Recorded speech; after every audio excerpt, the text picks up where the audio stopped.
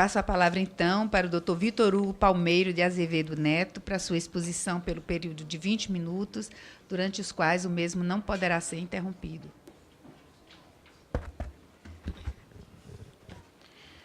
Bom dia a todos.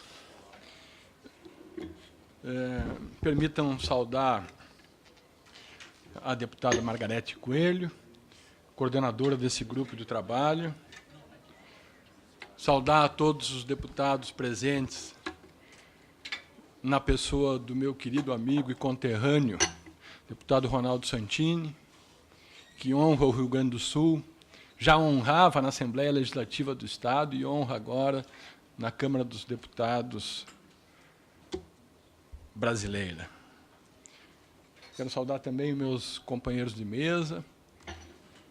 Eu, na verdade, não posso começar sem fazer uma referência pela excelência das manifestações que nos antecederam. Deputada Margarete, era quase dispensável essa segunda formação de mesa, porque se abordou de forma absolutamente objetiva as questões para as quais essa audiência pública se prontificou a discutir. E eu me sentia lá, observando de longe os oradores, mais ou menos como o velho Getúlio se sentia e deixava transparecer os seus familiares quando recebia delegações de todo o país, das mais diversas matizes, na sua estância em São Borja, ali a um passito da Argentina, se fosse necessário, se cruzava o rio e estava tudo bem. Mas ele recebia aquelas delegações com as reivindicações mais contraditórias possíveis e sempre olhava para as pessoas e dizia: vocês têm razão.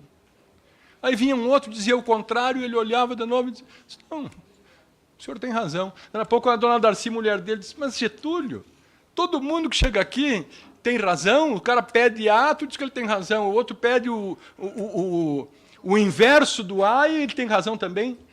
Pois é, Darcy, você também tem razão. Então, todos têm razão aqui, inclusive, especialmente nas advertências que fizeram.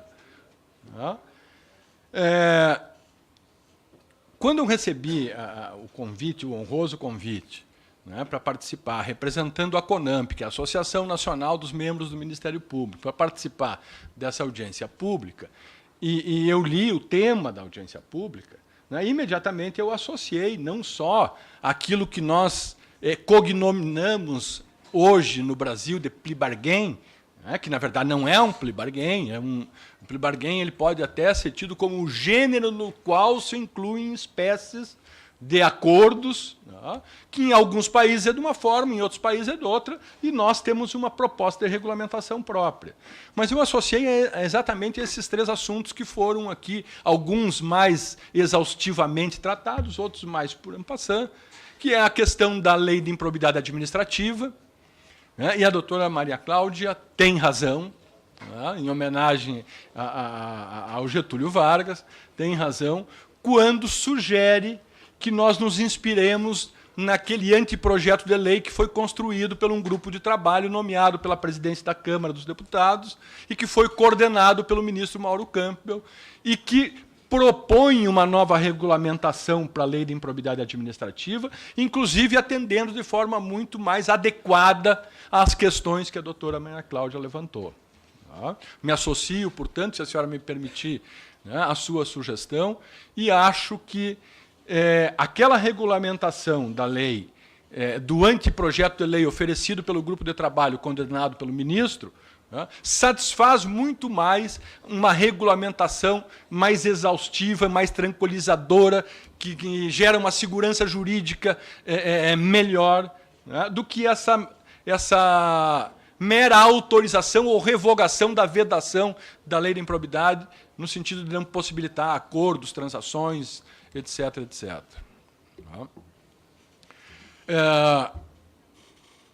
Eu não tenho dúvida nenhuma de que, uma vez que se quer avançar na implantação da justiça negocial no âmbito criminal, não tem mais sentido manter uma vedação para o âmbito da improbidade administrativa.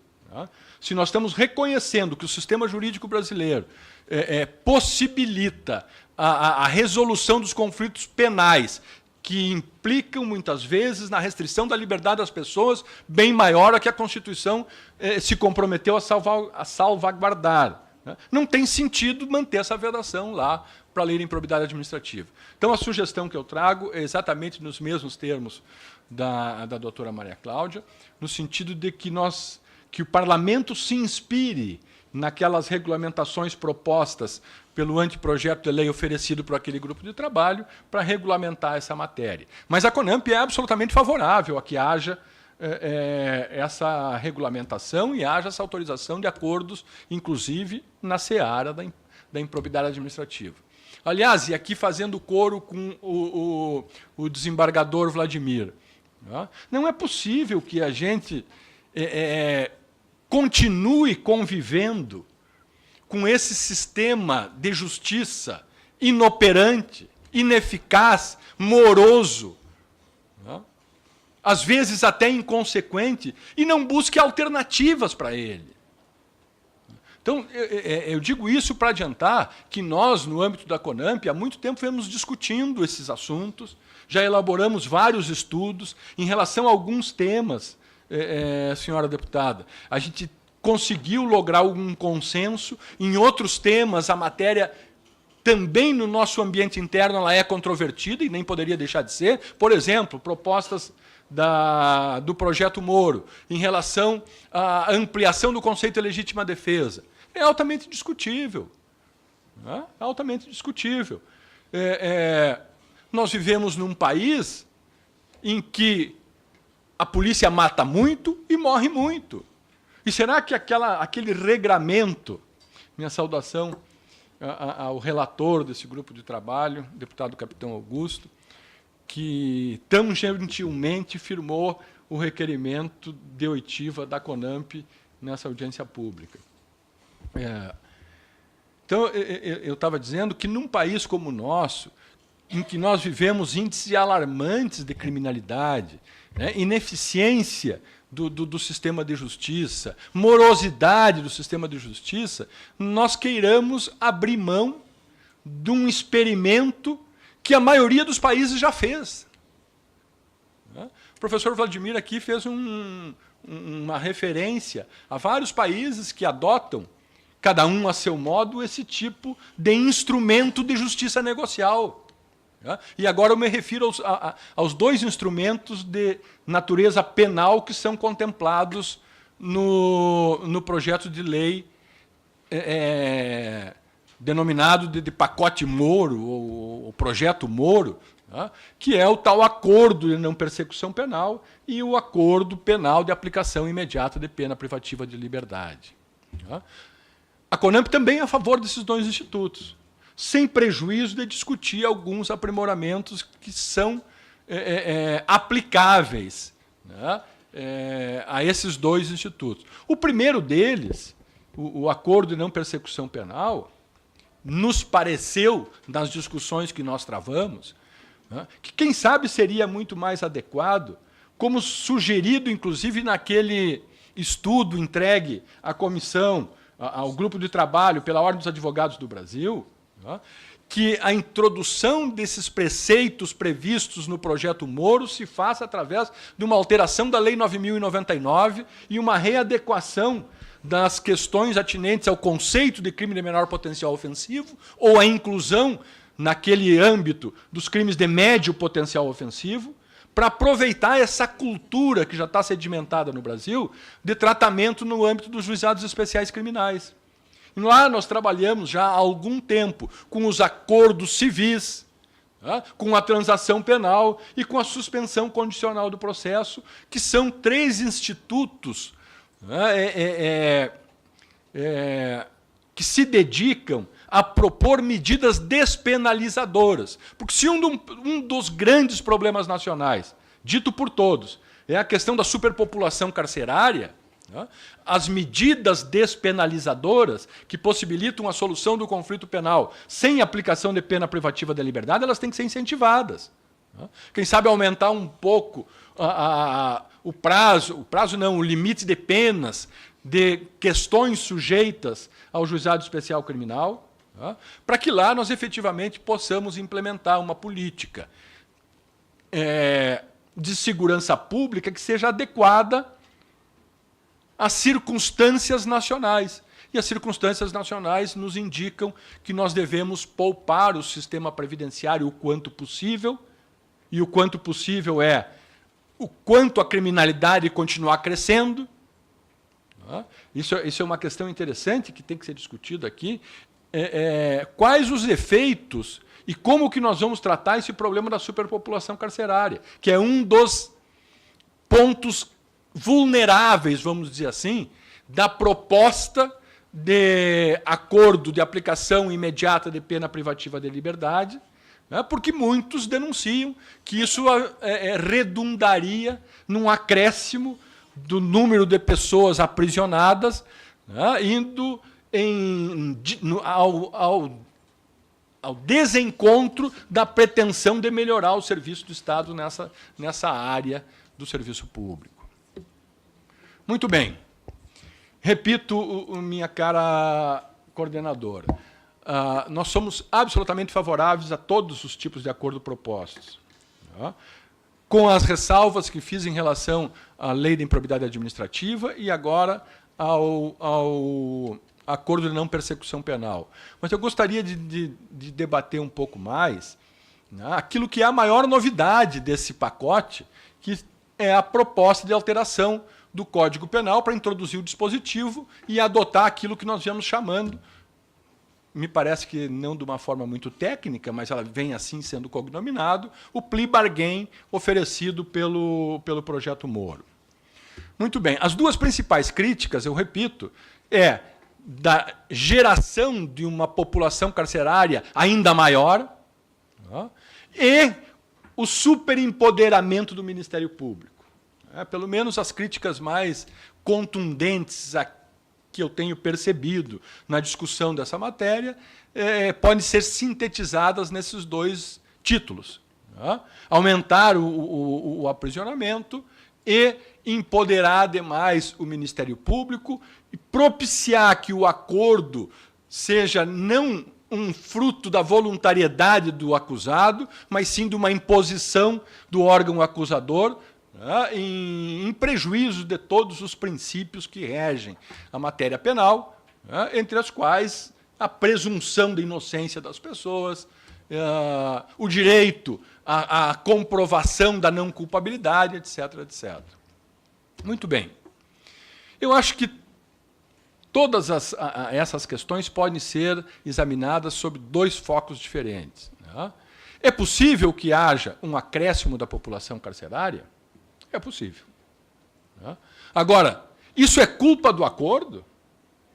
Quer dizer, nós vamos medir a eficiência do Estado no combate ao crime, ou nós vamos limitar o exercício da autoridade estatal, para usar uma palavra que foi trazida ao debate pelo professor Vladimir, a existência de vagas efetivas no sistema penitenciário, ou o parâmetro para a gente quantificar as condenações criminais à pena privativa de liberdade no país tem que ser o número de crimes que ocorrem e a comprovação da culpabilidade de um determinado autor.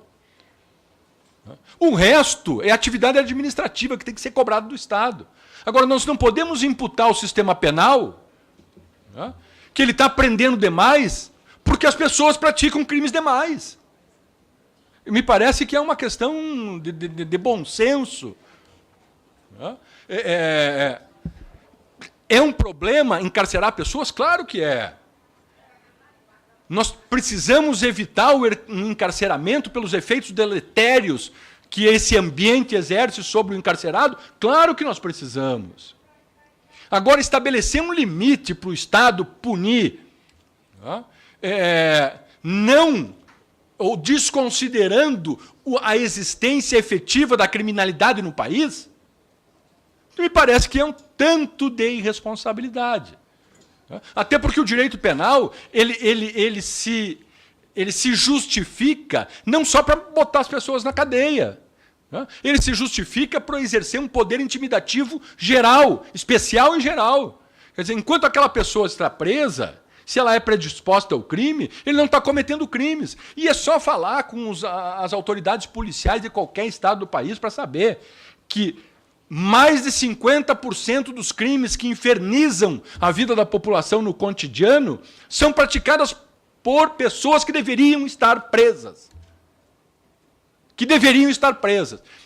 E vejam bem, eu faço uma referência aqui, contextualizando essa minha fala, e nem não tendo a pretensão de ter a verdade absoluta, pelo contrário, só quero trazer uma visão, que é a visão média dos membros do Ministério Público a respeito dessa matéria, mas eu trago para contextualizar, por exemplo, uma fala do magistrado que integrou, aliás, um culto magistrado com experiência no júri, que integrou a bancada desse grupo de trabalho na audiência pública anterior. E ele lamentava, não sei se ironicamente, não me pareceu, que o pacote antiviolência, anticrime, tinha perdido a oportunidade de aumentar a pena mínima do crime de homicídio, porque comparado com os outros países, a nossa pena mínima é muito baixa. E realmente é. Agora, vejam bem, o magistrado tem à sua disposição para aplicar uma pena no crime de homicídio um intervalo de 6 a 20 anos. E ele disse que não, ele já estava enjoado de aplicar pena de 6 anos, de dar regime semiaberto, que era uma punição insuficiente na visão dele, e recomendava, inclusive, que se aproveitasse essa oportunidade para levantar a pena. Ora, será que esse magistrado, nos 200 e tantos júris que ele disse ter feito, 900, é que eu sempre dou um desconto, assim, eu não sou muito bom de número, um desconto... Mas vejam bem, será que ele não teve nesses 900 júris a possibilidade, utilizando os princípios gerais lá de aplicação de pena, da individualização da pena, condições de aplicar para quem merecesse uma pena maior do que essa de 6 anos? Se é de 6 a 20, será que ele nunca chegou no termo médio, não estou nem falando na máxima, no termo médio de 13 anos? Precisa nós aumentarmos a pena? Eu sou contra o aumento de pena. Sou contra o aumento de pena, até porque nós já vimos que o aumento de pena por si só não produz o efeito desejado.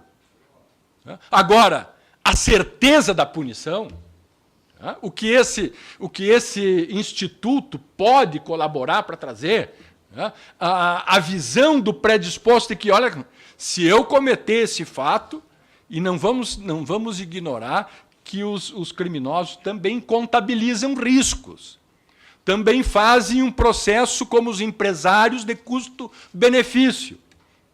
Se a coisa não é muito favorável no tráfico de drogas, porque está havendo uma atuação firme do Estado e punindo os traficantes e exercendo uma política criminal mais dura em relação a isso, quem sabe nós vamos para o tráfico de pessoas, cujas penas são mais leves, ou o tráfico de armas, cuja fiscalização do Estado é mais desleixada, as fronteiras do país são um campo aberto para passar o que bem entender, e como se diz lá no Rio Grande, né, Santini, onde passa um boi, passa uma boiada. Então, me parece que esse papel de dar maior credibilidade, não acredito que vá significativamente aumentar a população carcerária, até porque, meus senhores, um acompanhamento que foi feito por essa entidade internacional insuspeita, o Observatório de Direitos Humanos, Human Rights Watch, por 10 anos nos Estados Unidos, a respeito do tratamento dispensado a traficantes, que se submetiam, ora a um julgamento penal, ora a um plea bargain, lá com as características dos Estados Unidos. Se chegou que, na média, os que utilizavam da barganha cumpriam uma pena privativa de liberdade entre 5 e 5,5 anos e meio. Os que se submetiam ao julgamento pegavam pena de 16 anos. Isso quer dizer, né, ou isso indica, pelo menos, que pela via da negociação, as penas, o tempo de cumprimento das penas carcerárias é significativamente reduzido. Né? E isso, de uma certa forma, elide o argumento de que vai produzir uma superpopulação carcerária.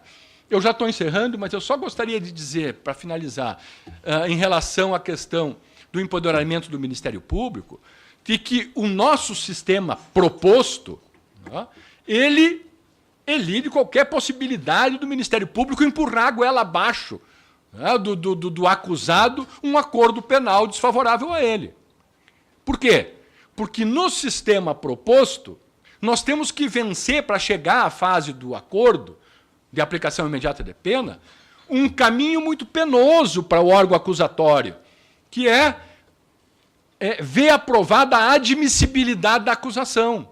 E isso só ocorre depois de uma investigação que colhe elementos, né, de materialidade do crime, de indícios suficientes de autoria, de uma denúncia formalmente oferecida a um juízo criminal, que não a rejeita, e pode rejeitar por uma série de razões, inclusive por insuficiência das provas para sustentar aquela condenação, né?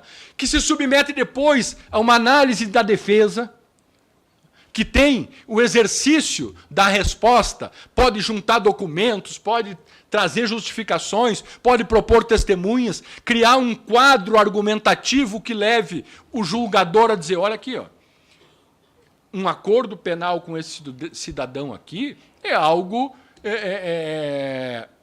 inaceitável.